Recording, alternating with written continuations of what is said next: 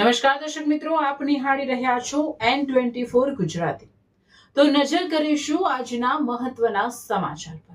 સુરતમાં 17 ફૂટની eco friendly Ganesh પ્રતિમા બનશે આકર્ષણનું કેન્દ્ર। સુરતમાં ગણેશોત્સવને લઈને ભક્તોમાં ભારે ઉત્સાહ જોવા મળી રહ્યો છે। આ વર્ષે સરકાર ગ્રુપ દ્વારા પર્યાવરણ સંરક્ષણનો સંદેશ આપતી અનોખી ઇકો ફ્રેન્ડલી ગણેશ પ્રતિમાની સ્થાપના કરવામાં આવશે।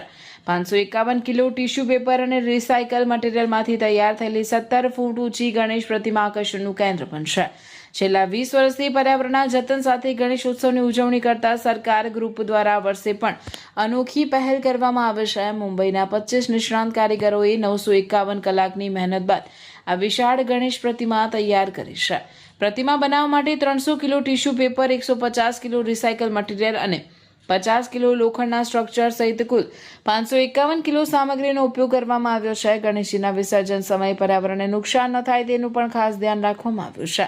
પ્રતિમાના આગમનને લઈને 30 ઓગસ્ટે સાંજે 7 વાગે રામચોકથી ભવ્ય આગમન યાત્રા નીકળશે। ત્યારબાદ સિટી લાઇટ વિસ્તારમાં આઇકોનિક મોલની સામે તૈયાર કરવામાં આવેલા વિશાળ પંડાલમાં ગણેશજીની સ્થાપના કરવામાં આવશે।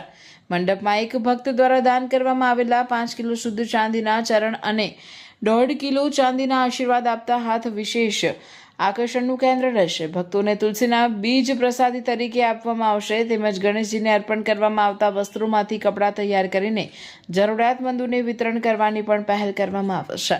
ભક્તો માટે આરતીના સ્લોટનું ઓનલાઈન બુકિંગ કરવાની સુવિધા પણ રાખવામાં આવે છે।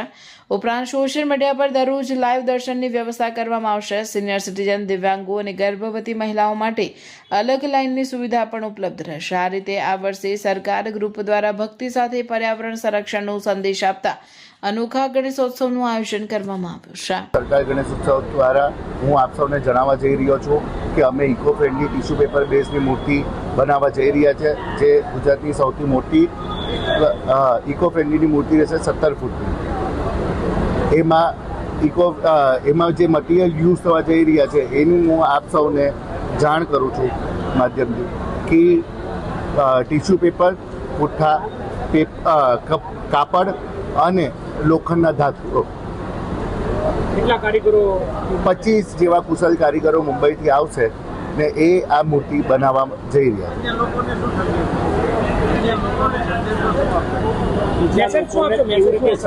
બીજા લોકોને હું અપીલ કરવા જઈ રહ્યો છું કે આપ સૌ બી આ પર્યાવરણને ધ્યાનમાં રાખી આપ સૌ બી ઇકો ફ્રેન્ડલી મૂર્તિ લાવવાની શરૂઆત કરી કરો। 10 દિવસ કેવા કાર્યક્રમો થશે?